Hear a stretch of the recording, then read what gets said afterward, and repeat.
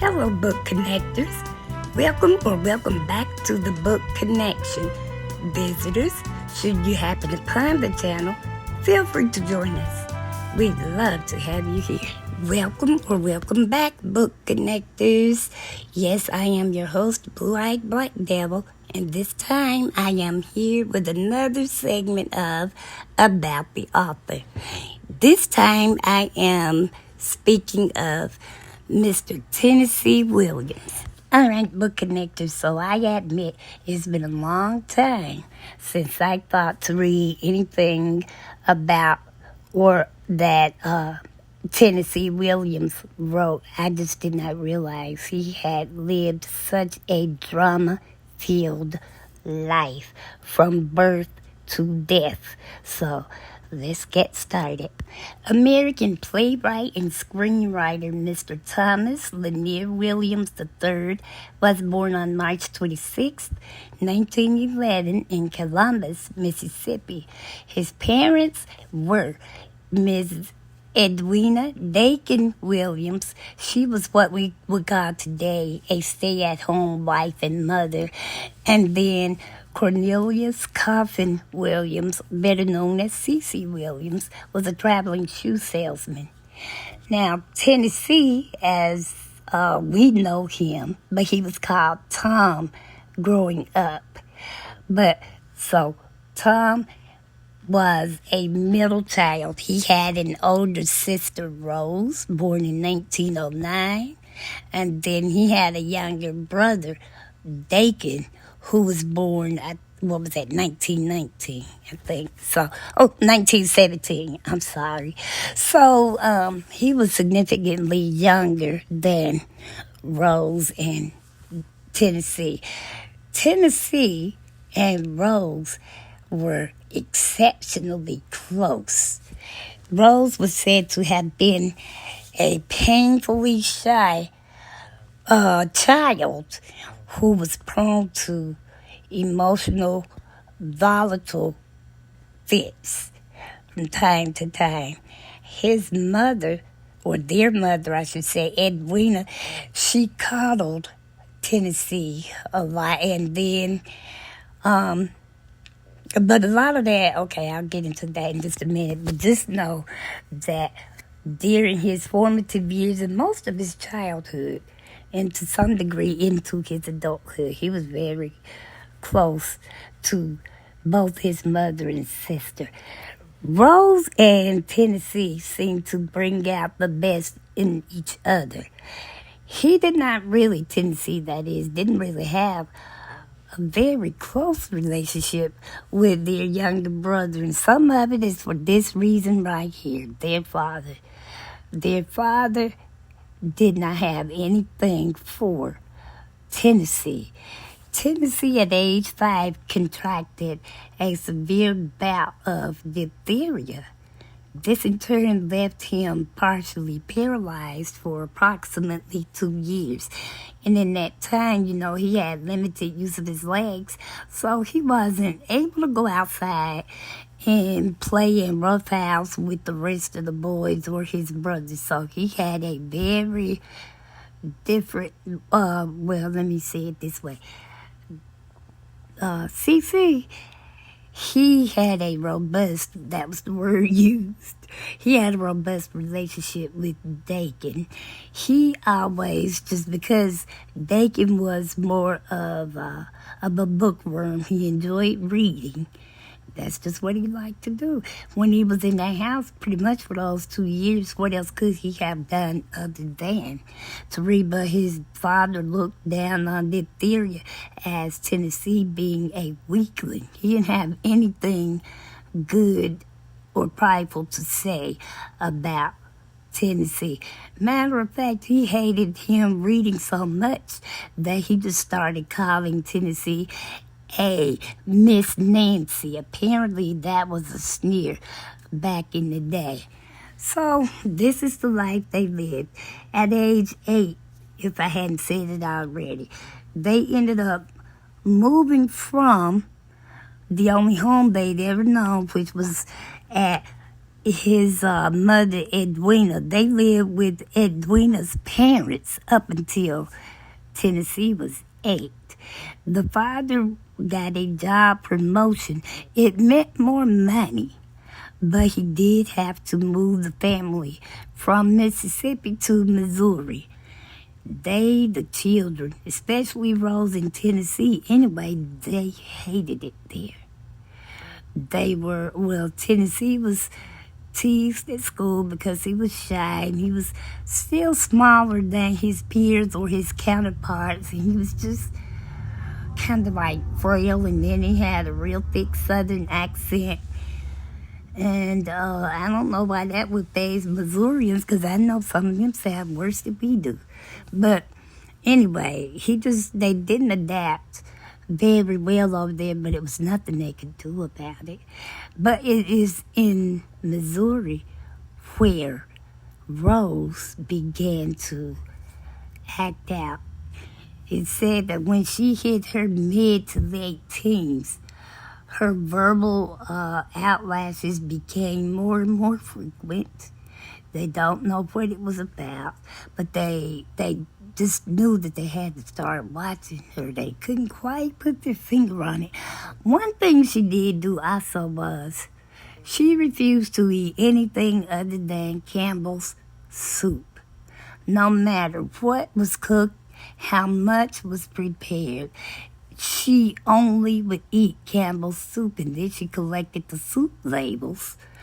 I don't know. I do wonder if she put them in a scrapbook or what. But, yeah, she went through that spell where she was only eating Campbell's soup. Don't know how long it lasted. But it was enough for the rest of the family to know to be on notice and, just take note of what you see in here. Otherwise, she was just her regular self. And Tennessee, meanwhile, was in school, and he began to start entering some of his poems and essays into contests. He actually won 3rd place in one of them, but didn't faze his father at all. It's just like he hadn't done anything. He just could never please his father. So that's how that went. Now, excuse me, when Rose became, I think she was in her early to mid-20s, the family realized that Rose was too much. She just was getting out of hand, and it just was nobody to kind of reel her in. The dad was already fond of drinking and laying hands on people. Well, in one of her outlashes, she's accused him of trying to take advantage of her. She threatened to take him out. And she did something else. But whatever that third thing was, this is when they said, okay, this is beyond what we can do. So they had her placed in a hospital. Today, I guess we would look at it as to undergo a mental evaluation or a psychic evaluation. Not dang psychic. Psychiatric evaluation or assessment to see what was going on. So they did, and it was determined that she had full-blown schizophrenia. And it can, not everyone, but sometimes it's very common that it can start in your late teens. So when the family noticed her acting out in her mid to late teens, that's what it was. But she hadn't been diagnosed because she wasn't as bad as she was by the time she was hospitalized. So that's where she was. Eventually, they tried different things to bring her back around. I know that there is no cure for schizophrenia, not even today, so you can only imagine what it must have been like back then. They tried some form of shock therapy Rose, and that didn't work. Then they turned around and they put her in an insulin coma. I don't know what that was supposed to do, but it didn't work. So at some point, the doctors got together, called the parents in, and they said, look, we've tried everything and nothing is working. There's only one other thing we can do. The shock therapy didn't work. The insulin coma didn't work. There's one other surgery that can be done, and it's fairly successful, but I don't know, there are some drawbacks to it. And the surgery was the frontal lobotomy. Now, I'm not a doctor, nurse, aide. I hadn't had to tend to anybody who was dealing with something like this. I don't know, I have my suspicions, but I've never had to be in that. But from what I know, the little I know about frontal lobotomies, they should never have been done. This happened with President Kennedy's sister, Rosemary, if you know anything about the Kennedy family. Rosemary, hers was more of a developmental challenge, I do believe. I don't think hers was where she was okay today and then she just gradually descended. I think that she was born the way she was, and that was unfortunate, but it wasn't. It didn't require this stuff. So anyway, here's the difference between the two Roses families. President Kennedy's father, Joseph Sr., took it upon himself, allegedly took it upon himself, to just grant the doctor permission to perform this on their daughter. He did not say a word about it to his wife until after it was done. Now, I'm guessing he did that for two reasons. One is because he didn't necessarily have to have her permission. This is back in the day when the men were the ones who spoke for the wife and the family. But the other reason I believe he didn't say anything is because he knew she would have said no.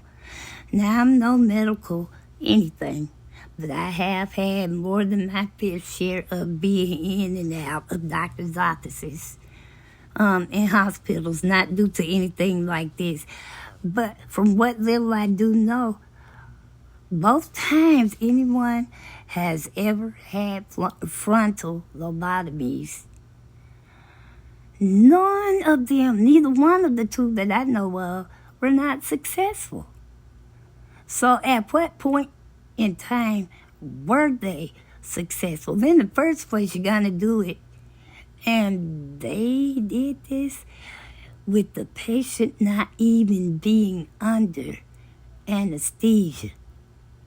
So someone just basically dismantles your head, take out what they figure the problem is and put it back together and say, all right, you're all good now. In both cases, both with Rosemary Kennedy and with Rose Williams, both of them ended up permanently institutionalized after having these particular surgeries. Now, the thing with Tennessee Williams' sister Rose, up until this point, Tennessee, like I say, he was very close to Rose, and when she was at herself, she still looked up to her baby brother. He was also crazy about his mom because she was in his corner as best she could be when Tennessee was a child and the dad was doing and being all that he was. But when Rose had that procedure done, Tennessee found out that their mother agreed with her husband and the doctors. Tennessee could not come back. He just could not bring himself to forgive his mother for okaying the surgery, and I think he kind of took it out on her because he knew he couldn't lash out at his father. So they died being at odds. Well, I don't think it bothered her so much because she too, I'm meaning the mother now, she spent the last 25 years of her life in an insane asylum herself. But Tennessee just couldn't get over his mother signing away his sister's medical condition, and it left her she was permanently institutionalized. Now, he just couldn't get over that. Now let's get back to Tennessee's works. He enrolled in college in 1929 to study journalism, but what he really wanted to do was write. So much so that he neglected all of his classes. All he wanted to do was write. Well, the dad finds out, he sees his grades, he's failed. It's not failing. He failed. And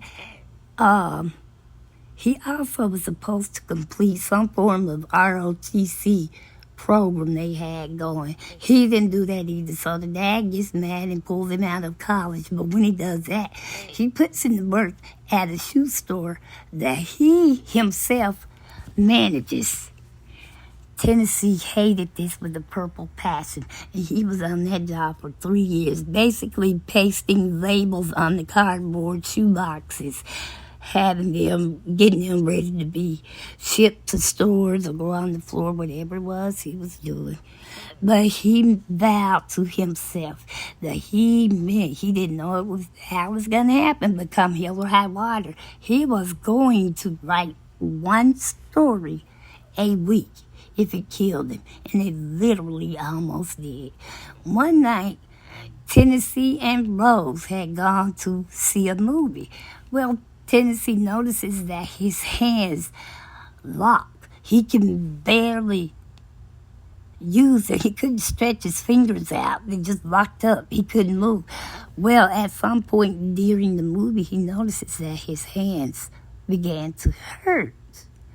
They hurt, and it just intensified so much so that after the movie, he summons a streetcar, and he goes to the hospital where he learns that because he wrote the way he did, he wasn't able to get the sleep he needed, and he was basically living off of cigarettes and black coffee.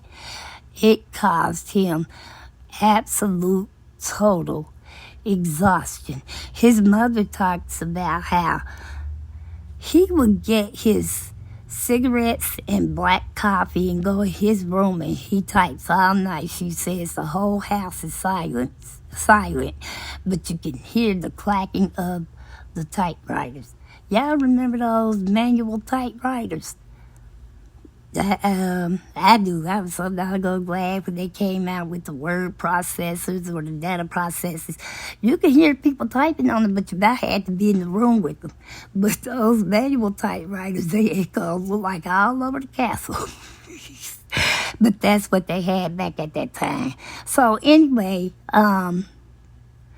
she talks about how some mornings she would go into his room, and she'd find him. She would go in there to get him up to get ready to go to work, and she would go in there and he would be stretched out across the bed, still in his clothes from the day before. He just hated that job so much, and he just needed something to get him out of that funk he was in, so he just was dedicated to what it was he was wanting to do. And eventually, when he was in the hospital for that week, well, there was something good that came out of it for him, because when he left the hospital a week later, he got to spend the rest of his recuperative time at his grandparents' home. I think at that time they had either moved to Barksdale, Mississippi, or So it seems like it was some part of Florida they went to also. But either way it goes, that's what it was. They talked about how he was able to sleep. He was able to read without being interrupted. He got to eat good food.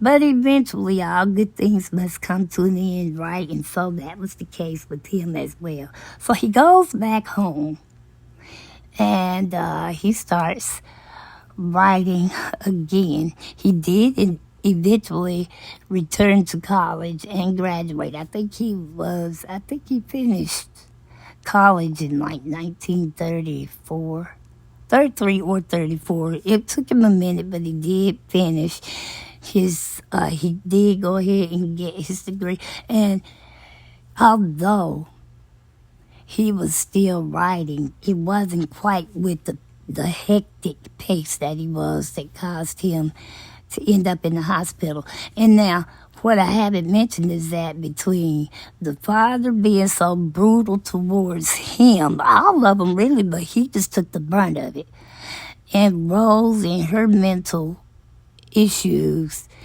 and Tennessee himself was greatly affected. He would end up on amphetamines and barbiturates, and these became lifelong habits that no matter how he tried, he just couldn't quite shake. So this is what was going on. So eventually his play, The Rose Tattoo, was it was written, and he won like $1,000 prize for writing that play. So his name was starting to make waves around the theater part of his life. He was just eating that up. But in December of 1944, he released his masterpiece, and it was sensational. And the play was The Glass Menagerie. I had to read that in college, and it was so good. I found that it kept me riveted. I just could not get over. And they were like, this play was very, very so much like his real life. The characters, the mother, Edwina, her character was Amanda. If you haven't read that play, then I highly recommend you go do so. It's really great. And then the sister, or the flighty daughter in this play, Laura, was based off of his beloved sister Rose. And then Tom also played a part in there, or Tennessee also played a part in there as the narrator. And I used to wonder, how in the world do people know that this stuff was based on someone's actual life? And then now I know why people say that, because he said it was. And so it just put him on the map. And you know how that goes when you hit your stride. Nothing is wrong. Everything you touch, look like everything you think about, is just go one right after the other. Because he did let me see, I just mentioned The Glass Menagerie. That was a good play. Matter of fact, I put it back on my book list to reread. It was really great. I can remember in college going, my goodness. But I didn't know that was actually based on his real life. But yeah, what was I talking about? Oh yeah, okay, The Glass Menagerie was his biggest financial success, even though The Rose Tattoo was released first. The Glass Menagerie is what pretty much put him on the map. But then he just kept buying them one right after the other, because we have A Streetcar Named Desire, Cat on a Hot Tin Roof, and The Night of the Iguana. All of those were his best sellers, and I dare say most of them were turned into movies. Some of them. I know A Streetcar Named Desire Marlon Brando won an Academy. Did he win an Academy Award for that? I don't know. I think that was his first Oscar nomination. He didn't win it, but it was his first Oscar nomination. And Alabamian born Tallulah Bankhead was the one that recommended Marlon Brando for that role. 'Cause Tennessee was looking at, who? Oh, he had asked her, but she had other commitments. He wanted her to play, the lady. Dang, what was her name? But either way it goes, because I didn't watch the movie, but I remember the play. He wanted her to play the lead role in that, and she told him she had other commitments, but she had an idea for the lead man, and she gave him Marlon Brando's name, and that's how he got that role, because Tennessee was looking at some other man, but Marlon showed up, and I think something about he fixed Tennessee's plumbing or something crazy like that. And he read the character. He read for the part. He took his shirt off, I guess, to fix the water or whatever. And that's when he read for it, and Tennessee stopped looking. He knew right then and there Marlon was who he wanted.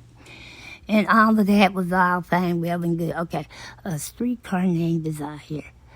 Cat on a Hot Tin Roof. I think Elizabeth Taylor, wasn't she was starring that one? I have to go back and see. I'm not a big movie buff, but I do remember hearing about all of these, even in old sitcoms that I like to watch from back in the day. Like, I used to like to watch the show What's Happening. And every time the character Rerun decided he was going to try to get on some talent show, if it required acting, he would always try to mimic Marlon Brando from A Streetcar Named Desire. That was funny.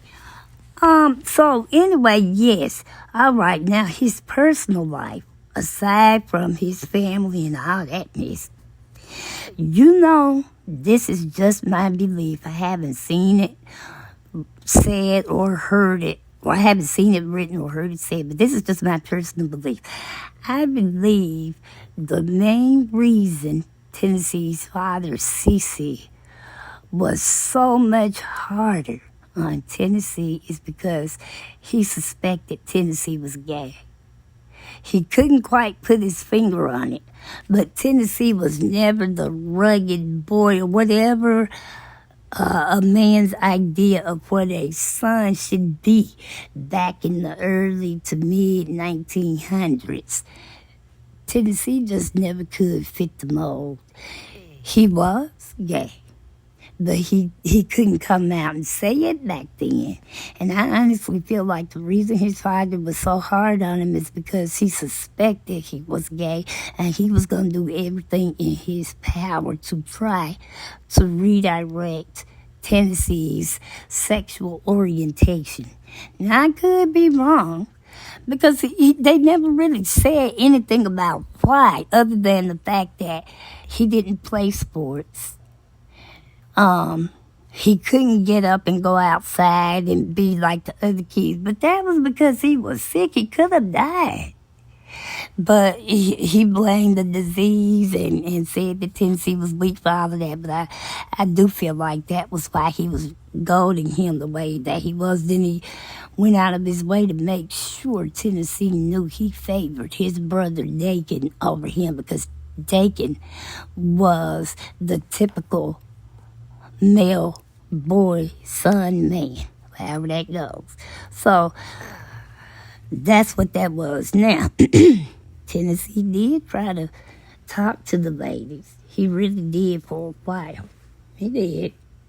Matter of fact, he lost his virginity to, let me get it right. He said he lost his virginity to a rather large-breasted, drunken nymphomaniac.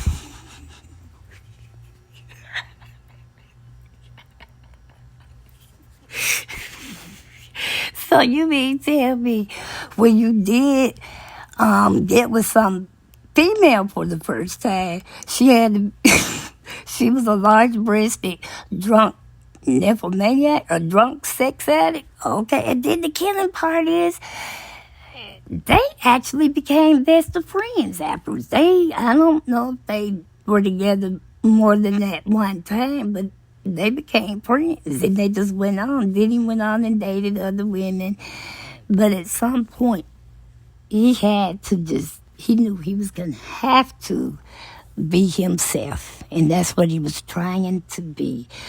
So I think he was like 25, 26, and he met this one guy. I know they said that he was Canadian. They only dated briefly. Then the man decides to go back home and try to make his marriage to his wife work. So Tennessee was sad about that. Well, in 1948, he meets a man named Frank Marlowe.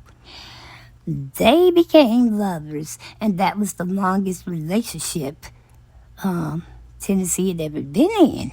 But that was okay, because he was happy they did what they could for each other. For a long time it worked. Eventually, though, 14 years into the relationship, Marlowe finds out that he has inoperable brain cancer. Tennessee was said to be one of the most loyal people you could ever hope to meet. Even when, if he was dating someone and they broke up, whatever the reason is, if he knew you were in need, he would stop whatever it was he was doing to come and be with you until the crisis was over. And then a lot of that, he always did stuff with his sister Rose in mind, because every time he had a success, his books, his plays, his Broadways, his whatever, he always gave Rose, his sister, a percentage of the play, the more successful. Now, when The Glass Menagerie was released, he gave his mother enough money to buy the house she always wanted, because remember I said that her growth was stunning and she was still doing things and planning things around stuff that teenagers were doing. She wasn't acting like a mother of 3 kids and this, that, and the other. She was stuck on yesterday. Part of what she was always doing, they moved all over the place a lot, but she was never satisfied with the house they lived in. There was nothing wrong with the house, but bigger was always better for her. So when he gave her money, and she went and got the house that I guess she'd always wanted. And he always set aside a certain percentage for Rose's well-being, no matter what institution she was in. Now, he did go back and see Rose, but it was several years after the first time he saw her. That really did a number on him. He didn't do that just with that one play. Everything he did, Rose, he did it with her in mind. And that even went for the men in his life. If they broke up, because I can't remember now, but he did promise one of the men he had been with that he would take care of whatever medical issues or whatever he had to pay. And he did. They had broken up years later. He found out that the man was sick and dying. He stopped and he went in and handled that. Well, when Frank Marlowe died, back in, what would that have been, 1962, I think he passed away. And it just so happens during the time he was passing away, Tennessee's heyday was from the mid-1940s, and really you could say late 30s, because that's when the Rose tattoo came out, and his name was starting to get a buzz all over town. But definitely by December of 44, when The Glass Menagerie came out. So his period was from the late 30s all the way up until the early 60s. Now, We're in the 60s. He's lost the best love of his life. He's very depressed, but he's also older. He had been in and out of the, well, not the hospitals. He would just have periods of depression so bad sometimes that he literally could not get out of bed for weeks at a time, or if he did, he just couldn't write. Nothing was working. So, in 1955, his mother, they noticed that she had started exhibiting some of the same traits and things that Rose had done back when she was a young lady. And this time, since they knew what was coming down the pipeline, or at least they felt like they knew what was coming down the pipeline, she didn't get to stay at home as long as Rose did. Tennessee went back there. He was like, oh, no, we're not going through this. So he put her in an asylum, and that's where she lived the last 25 years of her life. She died June 1st, 1980. I think she was 96 or 97 years old. So the father, his last play that even did anything was The Night of the Iguana. It wasn't a big success, but it still had done some things, and he had started to go down. Then after he put his mom away in the asylum, 5 days later, the play bombed and his father died. So, now at the age of 58, both parents are dead, and Rose is in an asylum, so that only left Tennessee and his brother Dakin, right? So Tennessee starts to write out his will. Well, before I get to that, let's say this.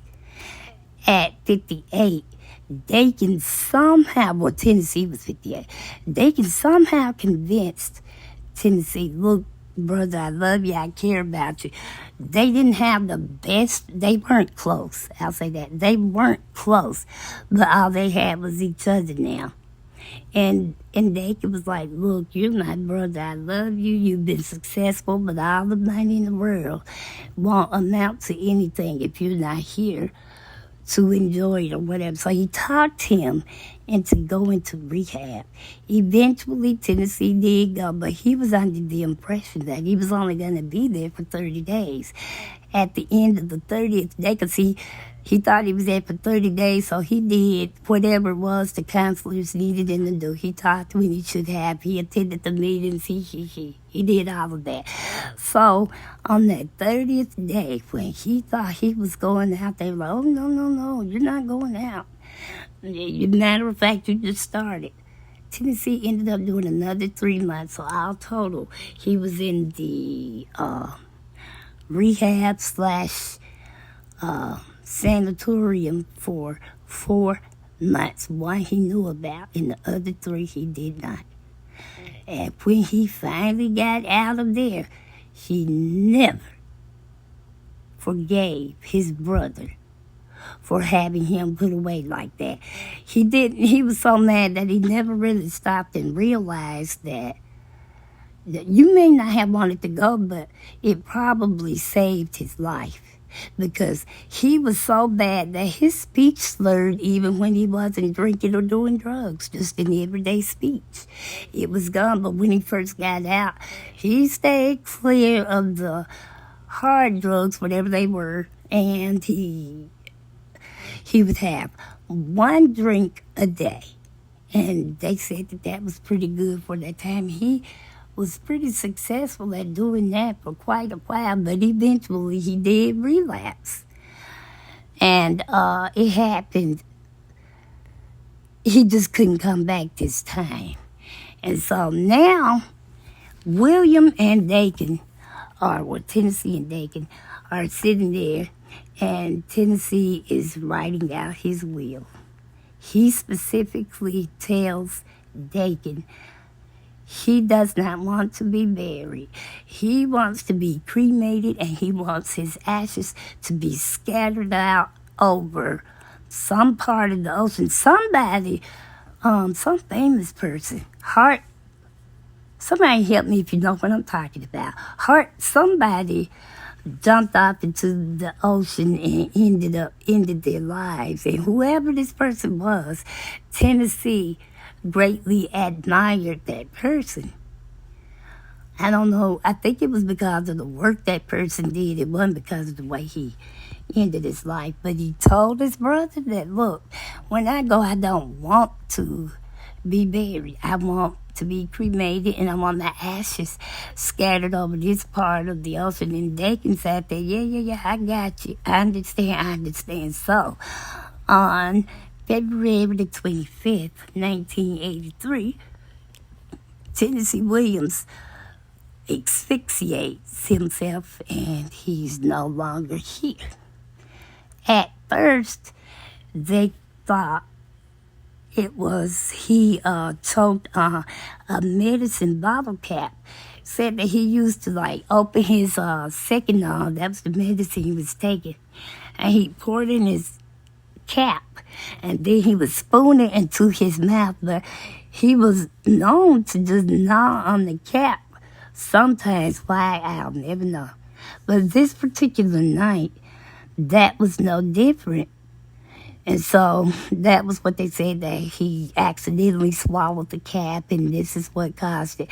But after further examination, they found that the cap didn't cause his death. What they believe happened was that this man was so full of drugs and alcohol that the medicine that he was supposed to take to make him sleep was just, it had been done one too many times, and his heart just couldn't take it anymore. And he passed away just, 29 days, 27 days shy of his 72nd birthday. All right. The world has lost a great playwright and screenwriter. But that's not the kicker. The kicker is, once he goes, Dakin does the very opposite of what Tennessee requested. Not only did he not cremate his brother, he took his brother back to St. Louis, a place he knew Tennessee hated.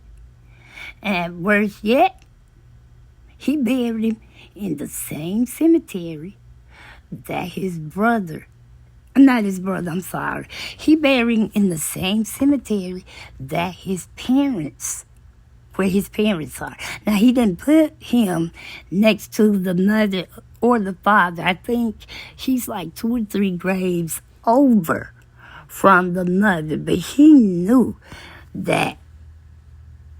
I don't want to say that Tennessee hated the lady, but if I could say the daddy hated him, I guess I can say he hated the lady, because he never could get past what she did to Rose or whatever. And so I think that was Dakin's get back at Tennessee, because he understood when Tennessee got out and of the rehab and the whatever he was doing. Dakin knew Tennessee was not going to be okay. We'll just forget this never happened. So he couldn't do anything against him while he was still living, no matter how drunk or stoned he was. So he just waited till he died. And that's what he did. He did not cremate him and put him in the ocean. He buried him whole in the cemetery with his mother, who, at the time of her death, Tennessee had not ever made amends with his mother. Nobody even bothered to say he tried to make amends with the dad. I don't know. But anyway, book connectors, this wraps up this about the author. It's rather lengthy, I know, but I hope I did you proud, because I do realize that last about the author I feel like I shortchanged you out. It just wasn't very much material, and I think that the people I chose are still relatively so new that it's not that much out there on them. But this is a classic, Tennessee Williams. Subscribers, thank you so very much for being subscribed. I really appreciate you more than I can ever say. Visitors, Please always know that the door is always open. You're always welcome to join us at any time. Everyone, please do not forget to like, share, and comment respectfully. Please make sure your notification bells are not only turned on for this channel, but also my Ms. Music channel as well. And not only do they need to be on, but I need them to be set to all for obvious reasons. Just in case I have a newbie. Ooh, we got a new subscriber, y'all. Hey, we're slowly doing things over here. So welcome, newbie. Welcome to the Book Connection. But yes, I need them set to all so you'll know every time I upload a video on either channel. And so, until we read again, book connectors, remember this: as long as there are books around, there is always something to read. And book connectors, please be safe out there. Enjoy the rest of today, and I hope y'all have a wonderful work week. And until we read again, book connectors, be safe out there. God bless, and bye for now.